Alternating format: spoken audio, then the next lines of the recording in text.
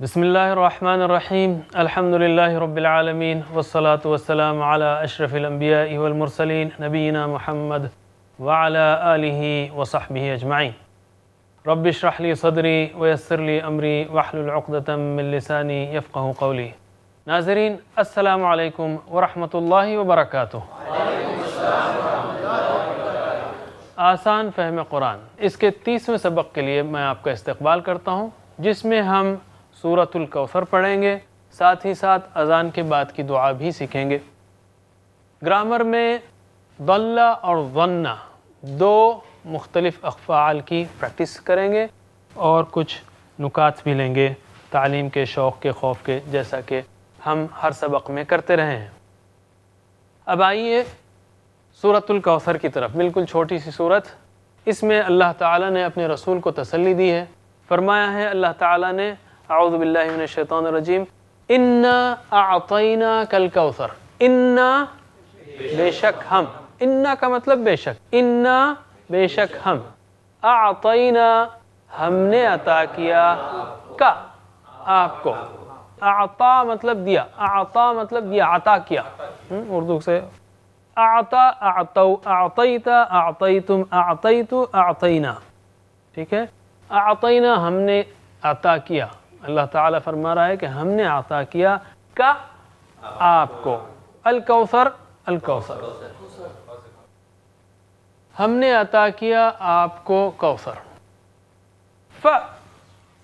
پس صلی نماز پڑھیے، لربک اپنے رب کے لیے، کا یعنی تیرا رب، ربک تیرا رب یا آپ کا رب، لربک آپ کے رب کے لیے، لربک آپ کے رب کے لیے، فصلی لربک پس نماز پڑھیے آپ کے رب کے لیے، وانحر و اور انحر قربانی کیجیے، ان شانئک هو الابتر، ان بے شک، شانئک آپ کا، ہوا وہ، ابتر نامراد ہے، بے شک آپ کا دشمن ہی نامراد ہے، هو الابتر وہی نامراد ہے، بے شک آپ کا دشمن وہی نامراد ہے۔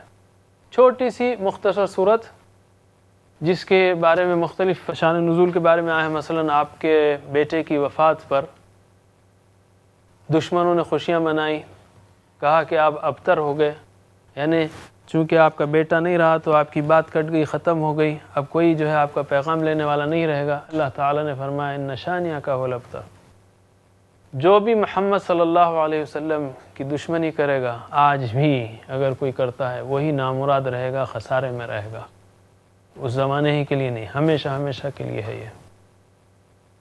اور اللہ تعالیٰ نے فرمایا ہم نے آپ کو تو الکوثر دیا ہے، الکوثر سے خیر کثیر مراد ہے، بہت سارا خیر، جس میں دنیا کی خیر مراد ہے، آخرت کی خیر مراد ہے۔ دنیا میں آپ کا نام، آپ کا رفع ذکر، آپ کی محبت جو لوگوں کے دلوں میں ہے، آج بھی اس دور میں بھی، جبکہ ہم مسلمان جو ہیں بہت ہی نچلی سطح پر ہیں دین کے لحاظ سے، اس کے باوجود بھی الحمدللہ اللہ کے رسول صلی اللہ علیہ وسلم سے جو محبت ہے لوگوں کے دلوں میں، مسلمانوں کے دلوں میں، ایسی مثال کسی کے لیے کہیں بھی نہیں ملتی۔ یہ اور بات ہے کہ جذباتی زیادہ ہے، عملی زیادہ ہونا چاہیے، مستقل ہونی چاہیے، جس میں قرآن کا طالب علم بننا بھی شامل ہے۔ صرف جو ہے جلسے جلوس میں یا احتجاج میں ہی آنا، یہ ہی محبت کی نشانی نہیں ہے، بلکہ کیا ویسا طریقہ اللہ کے رسول صلی اللہ علیہ وسلم کا تھا؟ اس پہ بہت بڑا سوال کیا جا سکتا ہے۔ آپ نے جیسا طریقہ اپنایا ویسا طریقے پر عمل کرنا، اس طرح سے دعوت کو پھیلانا، اس طرح سے بات کو پیش کرنا، یہ آپ کی محبت ہے۔ اور آپ نے جن باتوں کو کرنے کے لیے کہا، جس میں قرآن کا پڑھنا، پہلے کہا میں تمہارے درمیان دو چیزیں چھوڑے جا رہا ہوں، اگر ان کو مضبوطی سے پکڑو گے تو کبھی گمراہ نہ ہوگے، کتاب اور سنت۔ ہم نے کتاب کو ہی چھوڑ دیا، صرف پڑھتے رہے لیکن اندھوں کی طرح، یعنی سمجھنے کی کبھی پرواہ نہ کی، سنتے رہے لیکن بہروں کی طرح، یعنی سمجھنے کی پرواہ نہ کی۔ تو اللہ تعالیٰ نے خیر کثیر آپ کو عطا کیا ہے دنیا میں۔ آج دشمن بھی کہتے ہیں کہ the most influential man, the most successful and so on and so on۔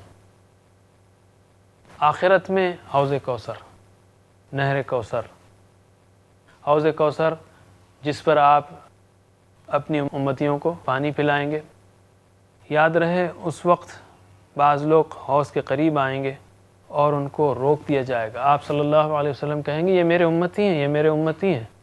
آپ سے کہا جائے گا کہ آپ کو نہیں معلوم کہ آپ کے بعد انہوں نے دین میں کیا تبدیلیاں کی. مفہوم کہہ رہا ہوں میں، یعنی اس حوض پر پانی انہی کو پینے دیا جائے گا جو سنت کے مطابق عمل کرتے ہوں گے، اس بات کا احتیاط کرتے ہوں گے کہ دین کا جو بھی کام ہو رہا ہے کیا وہ اللہ کے رسول صلی اللہ علیہ وسلم نے کیا تھا تو کریں، ہم نہیں کیا تھا تو یہ بہت بڑا ڈینجرس ایریا ہے، خطرناک ایریا ہے جس میں وہاں محرومی ہوگی اور بھی بے شمار محرومیاں ہو سکتی ہیں. کل بدعت ضلالہ وکل ضلالۃ فی النار. تو اس سے بھی ہمیں پیغام ملتا ہے کہ یہ کوثر ہمیں حوض کوثر یاد دلائے، اور حوض کوثر ہمیں یاد دلائے کہ دین میں اس بات کا سختی سے لحاظ رکھنا چاہیے کہ کیا ہم عمل جو کر رہے ہیں سنت کے مطابق ہے یا نہیں ہے. یہ ایک پہلو ہے اس کا. فصلی لربک وانحر، آپ نماز پڑھیے اپنے رب کے لیے اور قربانی دیجیے. اور اللہ کے رسول صلی اللہ علیہ وسلم نے سب سے زیادہ نمازیں پڑھی ہیں، یہاں تک کہ دن میں تو پڑھتے ہی تھے اور نفل میں پڑھتے تھے، رات میں آدھی آدھی رات بھی پڑھتے تھے. اتنا پڑھتے تھے کہ پاؤں پر ورم آ جاتا تھا آپ کے. اور وانحر، قربانی بھی بہت کرتے تھے آپ. مثلا ایک حج کے موقع پر آپ نے 60 سے اوپر اونٹ ذبح کیا، آپ نے خود آپ نے ذبح کیے. اور قربانی کی اسپرٹ یہ تو آپ کی ساری زندگی میں تھی. اسپرٹ کو دیکھیے آپ کی اقتداء میں، آپ کی محبت میں، اور آپ کو خیر کثیر جو دیا گیا اس کی خوشی میں ہمیں بھی، اور آپ کی اقتداء میں ہمیں بھی نمازیں پڑھنی چاہیے، ہمیں بھی قربانی دینی چاہیے اور اسپرٹ کو یاد رکھنا چاہیے. جیسے ایک بچے نے اس صورت کو جب ہم نے سمجھایا اس کو تو اس نے کہا کہ میں کس طرح قربانی دے سکتا ہوں جب میں پروگرام دیکھ رہا ہوں ٹی وی کا، یا کمپیوٹر گیم کھیل رہا ہوں، یا کوئی گیم کھیل رہا ہوں، اذان ہوئی تو مجھے نماز پڑھنا چاہیے یا قربانی دینی چاہیے. فصلی لربک وانحر. اپلائی کریں اپنی زندگی میں کہاں کہاں آپ قربانی دے سکتے ہیں. خود نماز کا ہر وقت قربانی چاہتا ہے. ان شانئک هو الابتر. آج بھی جو ہے اللہ کے رسول کی کوئی دشمنی کرتا ہے، اللہ کے رسول صلی اللہ علیہ وسلم کی، تو وہ ہمیشہ برباد نامراد ہوگا. اس کے بعد ہم نے دعاؤں کو لیا ہے، یہاں سے مختلف دعاؤں کو، صورتوں کو یہاں پر ہم نے روک دیا ہے. یہ وہ صورتوں کا انتخاب تھا جو ہم جانتے ہی ہیں، اس لیے ان صورتوں کا انتخاب کیا گیا تھا. اب ہم دعاؤں کو لیتے ہیں، چونکہ دعائیں ان کے بے شمار فائدے ہیں. پہلی بات تو یہ کہ اسوہ رسول صلی اللہ علیہ وسلم پر عمل ہے. آپ صلی اللہ علیہ وسلم کے 2 کام تھے، جیسا ہم نے کہا. آپ کے مشن کو اس طرح سے بھی بیان کیا جا سکتا ہے کہ بندے اور معبود کے درمیان تعلق کو صحیح کیا جائے اور اس تعلق کو قائم و دائم، ہرا بھرا تسلسل کے ساتھ برقرار رکھا جائے. اور آپ نے ایسی عظیم الشان مثالیں پیش کی ہیں، ایسا زبردست اسوہ چھوڑا ہے کہ ہر قدم پر، ہر لمحے پر آپ کی دعائیں آتی ہیں. امام نووی نے الاذکار کتاب لکھی ہے، دعاؤں کی اتنی موٹی کتاب ہے وہ، جس میں آپ کی دعائیں ہیں. کسی مذہبی لیڈر کی زندگی میں اس کا 100واں حصہ بھی نہیں ملتا. ہوتا بھی ہو تو ریکارڈ نہ ہو، یعنی کسی نبی کا ہوتا ہو تو ریکارڈ نہیں ہے اس کا. یہاں پر بہترین ہر موقع کے لیے دعائیں. یہ دعائیں ہم کو پہلی بات تو اللہ کی یاد دلاتی ہیں، اللہ سے تعلق کو مضبوط بناتی ہیں، اللہ سے ادب سکھاتی ہیں، ہماری خود اپنی فلاح کا ذریعہ ہیں. اس کا سارا فائدہ ہم کو ہے، اللہ کو کوئی فائدہ نہیں ہے اس کا. تو اس کو ہمیں کرتے رہنا چاہیے. اذان کی بات کی دعا ہے، اللہم رب هذه الدعوة التامة والصلاة القائمة آت محمدا الوسیلة والفضیلة وابعثه مقاما محمودا الذی وعدتہ. اس کے بعد بھی ٹکڑے ہیں بعض کے پاس، لیکن مستند احادیث میں یہاں تک ہے. اللہم، اے اللہ، رب یعنی رب، هذه الدعوة التامة، هذا یعنی مرد کے لیے، هذه عورت کے لیے، دعوہ جو ہے دعوتن مؤنث ہے اس لیے هذه ہے. هذه الدعوة التامة، تامہ تمت سے ہے، تمام سے ہے. اس تمام یا کامل بلاوے کے، کامل پکار کے رب. هذه الدعوة التامة، اس کامل پکار کے رب. اے اللہ، اے رب، اس کامل پکار کے. والصلاة القائمة، اور کھڑی ہونے والی نماز کے. کھڑی ہونے والی نماز کے رب، پکار کے رب، یعنی اے اذان کے رب اور اے نماز کے رب. سمجھ میں آیا؟ اے اذان کے رب اور اے نماز کے رب، اے اذان و نماز کے رب. آتی دے، آتی یعنی دے، عطا کر، محمدن محمد صلی اللہ علیہ وسلم کو، الوسیلۃ والفضیلہ، اگر ملا کے پڑھیں گے تو آتی محمد الوسیلۃ والفضیلہ. وسیلہ عطا فرما، وسیلہ کا مطلب ہے قرب، اور حدیث کی روشنی میں ہمیں معلوم ہوتا ہے کہ یہ وہ مقام ہے جو آپ کو خاص دیا جائے گا جنت میں. آتی محمد الوسیلۃ والفضیلہ، اور فضیلت.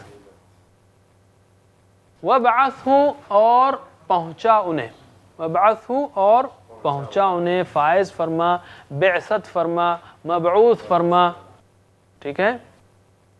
مقام محمودہ، مقام محمود پر. محمود کس کو کہیں گے؟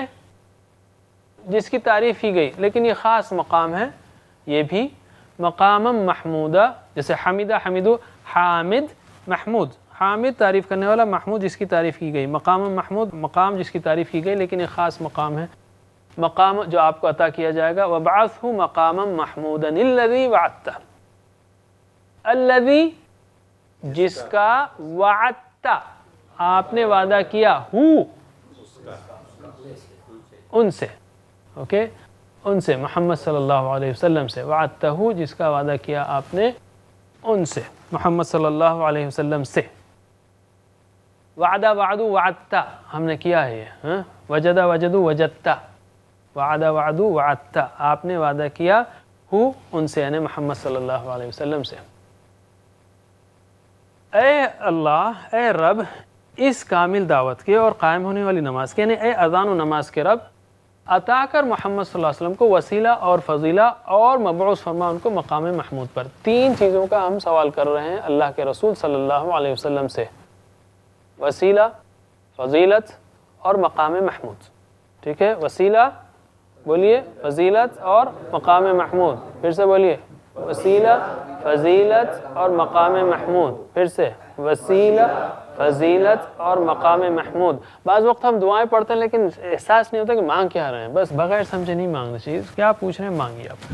دوسری بات، میں آپ سے ایک بہت اہم سوال کروں گا، آخر اذان کے بعد کی دعا کا ان تین چیزوں سے کیا تعلق ہے؟ اذان سے کیا تعلق ہے؟ سوچئے آپ کہ اذان ہو رہی ہے تو ہم آپ یہ کہہ سکتے ہیں کہ بھئی اللہ اذان ہوئی، مجھے نماز پڑھنے کی توفیق دے، مسجد کو جانے کی توفیق دے، لیکن آپ نے جو دعا سکھائی وہ یہ ہے. کیا ہے اس کے اندر راز؟ اللہ ہی جانتا ہے، لیکن اس کے بارے میں جو بعض تشریحات ہیں وہ یہ ہیں کہ آج ہم یہاں اس شہر میں اذان سنتے ہیں، حی علی الفلاح، کامیابی کی پکار سنتے ہیں، ہمیں کامیابی کی طرف بلایا جاتا ہے. آج 1500 سال کے بعد، آج مکے سے ہزاروں میل دور کے بعد، یہ اللہ کا فضل اور آپ صلی اللہ علیہ وسلم کی قربانیوں کا نتیجہ ہے کہ آج ہم اس شہر میں ہزاروں میل دور اس کو پکار کو سن رہے ہیں. بے اختیار آپ کی قربانیاں ہمیں یاد آنی چاہیے، اور ہم دعا کریں کہ اے اللہ، کہ ہمارے اس نبی نے اتنی قربانیوں سے ہم تک دین پہنچایا ہے، اب ہماری یہ دعا ہے کہ اے اللہ ہمارے رسول کو، محمد صلی اللہ علیہ وسلم کو وسیلت اور فضیلت اور مقام محمود عطا فرما. اچھا، اس کا فائدہ ہمیں ہی ہے، سارا فائدہ ہم کو ہی ہے، یہ سارا بزنس اس میں فائدہ ہی فائدہ ہے، اس میں ہمارا ہی فائدہ ہے. فرمایا اللہ کے رسول صلی اللہ علیہ وسلم نے، جس نے میرے لیے وسیلے کا سوال کیا اس کے لیے شفاعت حلال ہو گئی. تو یہ جو ہے اس میں ہمارا فائدہ ہے. کون نہیں چاہتا محمد صلی اللہ علیہ وسلم کی شفاعت کو؟ ہم میں سے ہر ایک چاہتا ہے. تو یہ مستند طریقہ ہے، یہ آپ نے کہا ہے. اگر ہم کو شفاعت چاہیے اور آپ کے بتائے ہوئے طریقے پر، تو اس کو فالو کرنا چاہیے، بجائے اس کے کہ آپ ادھر ادھر جائیں. جو آپ نے کہا اس کو فالو کریں. ہر نماز کے بعد اس دعا کا اہتمام کریں، صبح میں درود پڑھنے کا اہتمام کریں، شام میں درود پڑھنے کا اہتمام کریں، جیسا کہ آپ نے دوسری حدیث میں کہا، وغیرہ. اب ہم ایک اور دعا لیتے ہیں، سلام پھیرنے سے پہلے کی دعا. اس سے پہلے ہم نے ایک دعا لی تھی، اللہم انی ظلمت نفسی ظلما کثیرا، یہ دوسری دعا ہے، اور بھی دعائیں ہیں. اللہم انی اعوذ بک من عذاب القبر ومن عذاب جہنم، کئی الفاظ آپ جانتے ہیں اس لیے ہم اس میں زیادہ ٹھہریں گے نہیں۔ اللہم، اے اللہ، انی، بے شک میں، اعوذ، میں پناہ میں آتا ہوں، بکا، تیری پناہ میں آتا ہوں، کس سے؟ من عذاب القبر، قبر کے عذاب سے، ومن عذاب جہنم، اور جہنم کے عذاب سے، یعنی اور، من یعنی سے، ومن عذاب، اور عذاب سے، ومن عذاب جہنم، اور جہنم کے عذاب سے، ومن فتنۃ المحیا، اور فتنے سے، کس کے؟ زندگی کے، محیا یعنی زندگی کے، ومن فتنۃ المحیا، حیات کے، محیا حیات زندگی، اور زندگی کے فتنے سے، والممات، اور موت کے فتنے سے، ومن شر، اور شر سے، فتنۃ المسیح الدجال، مسیح دجال کے فتنے کے شر سے، ومن شر فتنۃ المسیح الدجال، دجال کس کو کہتے ہیں؟ دجل و فریب، اردو میں لفظ ہے دجل و فریب، دجل یعنی دھوکہ، دجل و فریب دھوکہ فریب، دجال یعنی دھوکے باز، مسیح الدجال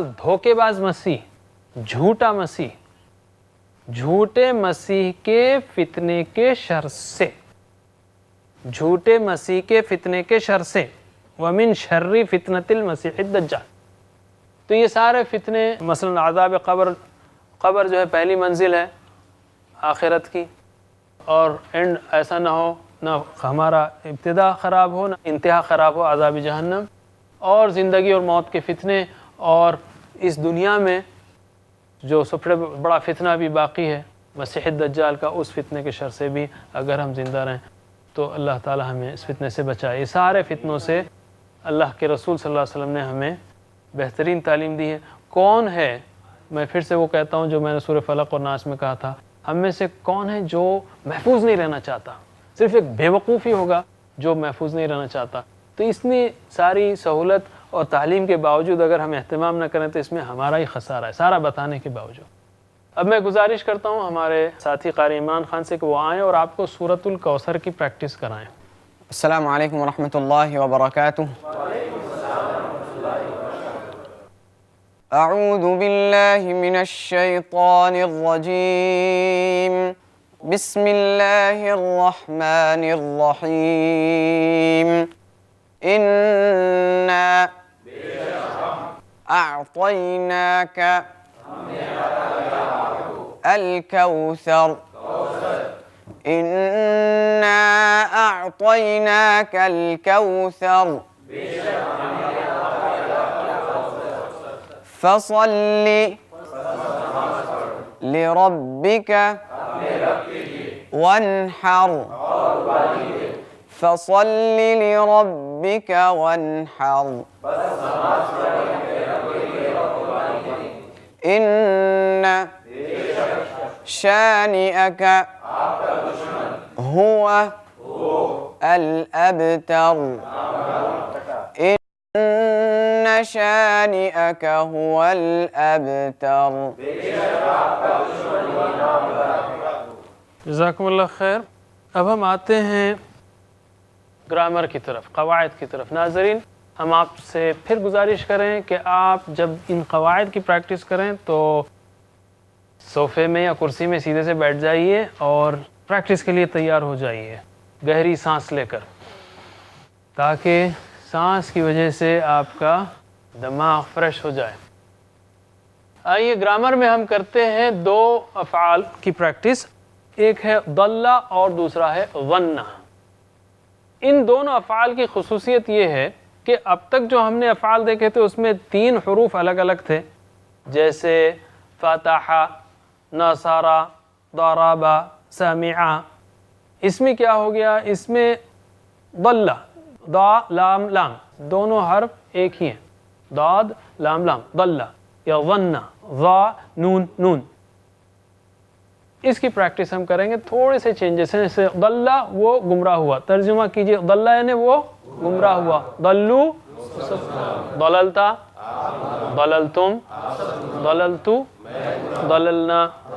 یضل وہ گمراہ ہوتا ہے، تو آپ دیکھ رہے ہیں اس میں یفعل کی جگہ یضل ہے یا یہ ضرب یضربو کے سٹائل پہ ہے، ضل یضل ہے، لیکن وہ جو تشدید ہے لام والی وہ چل رہی ہے، کبھی وہ لام جڑ جاتے ہیں کبھی کھل جاتے ہیں، جیسے ضللتا اس میں کھل گئے دونوں لام، یہاں یضلو یہاں جڑے ہوئے ہیں، تھوڑا سا فرق ہے، انشاءاللہ آپ اس کو آسانی سے سیکھ لیں گے۔ میں گزارش کرتا ہوں ہمارے ساتھی عبدالرحیم صاحب سے کہ وہ آئیں اور آپ کو گرامر کی پریکٹس کرائیں، ان دو افعال کی شوق سے کیجئے، محبت سے کیجئے، اس لیے کہ یہ دونوں 68 بار اور 113 بار یعنی دونوں مل کر تقریباً 150 بار سے زیادہ آئے ہیں۔ شوق سے، محبت سے، عقیدت سے کہ یہ الفاظ کی پریکٹس ہمیں قرآن کو سمجھنے میں مدد دے گی۔ السلام علیکم ورحمۃ اللہ وبرکاتہ۔ ٹی پی آئی کے میتھڈ سے ہم کریں گے۔ ناظرین جو پہلے کے اسباق اٹینڈ نہیں کیے ہیں، آپ ہمارے ساتھ دہرائیں گے انشاءاللہ اور کنٹینیو کریں گے تو ٹی پی آئی کے میتھڈ کو جان لیں گے انشاءاللہ۔ پہلے سائیکل میں میں عربی کہوں گا، آپ ترجمہ کریں گے۔ پہلا فعل ضل، ضل، ضلو، ضللت، ضللتم، ضللتو، ضللنا، یضل، یضلون، تضل، تضلون، اضل۔ اگر آپ کو یاد ہو گھر سے باہر جانے کی دعا ہم جو پڑھتے ہیں، اللہم انی اعوذ بک ان اضل او اضل، میں اللہ کی پناہ میں آتا ہوں کہ میں گمراہ ہوں یا کوئی مجھے گمراہ کرے، یعنی اگر ہم قرآن حدیث کو چھوڑ دیں گے تو اضل ہو جائیں گے، میں گمراہ ہوتا ہوں۔ اس کو اس کے لنک سے یاد رکھیں، انشاءاللہ معنی آپ کو یاد ہوگا۔ اضل، نضل، ضل، ضلو، لا تضل، لا تضلو، ضال، ڈیش، ضلالہ، هو ضل هي، هو يضل هي۔ عربی میں دوسری سائیکل، ضل، ضلو، ضللت، ضللتم، ضللت، ضللنا، یضل، یضلون، تضل، تضلون، اضل، نضل، ضل، ضلو، لا تضل، لا تضلو، ضال، ڈیش، ضلالہ، هو ضل هي، هو يضل هي۔ تیسرے سائیکل میں میرے ساتھ دہرائیے، ضل، ضلو، ضللت، ضللتم، ضللت، ضللنا، یضل، یضلون، تضل، تضلون، اضل، نضل، ضل، ضلو، لا تضل، لا تضلو، ضال، ڈیش، ضلالہ، هو ضل هي، هو يضل هي۔ دوسرا ورب ہے ظن۔ ظن کی ایک لطیف بات ہے، اس کے دو مفہوم ہوتے ہیں، ایک ہے گمان کیا اور ایک ہے یقین کیا۔ دونوں مفہوم میں پایا جاتا ہے، کانٹیکسٹ کے حساب سے آپ پہچان سکتے ہیں کس مفہوم میں آیا ہے، وہ گمان کیا یا اس نے یقین کیا۔ ترجمہ کریے، ظن، ظنو، ظننت، ظننتم، ظننتو، ظننا، یظن، یظنون، تظن، تظنون، اظن، نظن، ظن، ظنو، لا تظن، لا تظنو، ظان، ڈیش، ظن، هو ظن هي، هو يظن هي۔ سیکنڈ سائیکل صرف عربی میں، ظن، ظنو، ظننت، ظننتم، ظننت، ظننا، یظن، یظنون، تظن، تظنون، اظن، نظن، ظن، ظنو، لا تظن، لا تظنو، ظان، ڈیش، ظن، هو ظن هي، هو يظن هي۔ آخری سائیکل میں آپ دونوں دہرائیں گے، ظن، ظنو، ظننت، ظننتم ظننتو ظننا يظن يظنون تظن تظنون أظن ظن ظنوا لا تظن لا تظنوا ظن داش ظن هو ظن هي هو يظن هي. جزاکم اللہ خیر. اب ہم آتے ہیں نقطۂ تعلیم کی طرف. اس میں ہم اس بات کی طرف اشارہ کریں گے کہ ہمارے پاس قرآن کی قدر و قیمت کیسی ہونی چاہیے. اللہ تعالیٰ نے فرمایا اعوذ باللہ من الشیطان الرجیم انا انزلناہ فی لیلۃ القدر وما ادراک ما لیلۃ القدر لیلۃ القدر خیر من الف شہر. ہم نے اس قرآن کو لیلۃ القدر میں نازل کیا, قدر والی رات میں نازل کیا, اور تم کیا جانو لیلۃ القدر کیا ہے؟ وہ 1000 مہینوں سے بہتر ہے.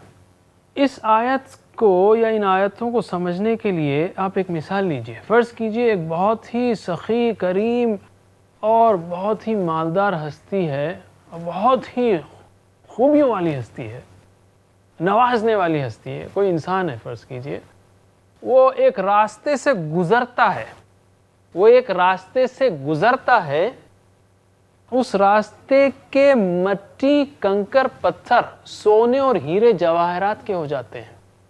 وہ راستہ وہ گزر گیا,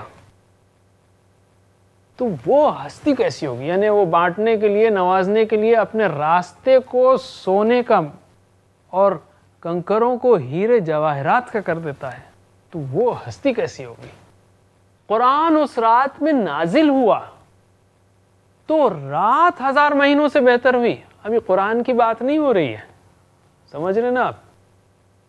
رات کی بات ہو رہی ہے. جس رات میں نازل ہوا قرآن وہ رات 1000 مہینوں سے بہتر ہو گئی, تو قرآن کتنا عظیم ہوگا.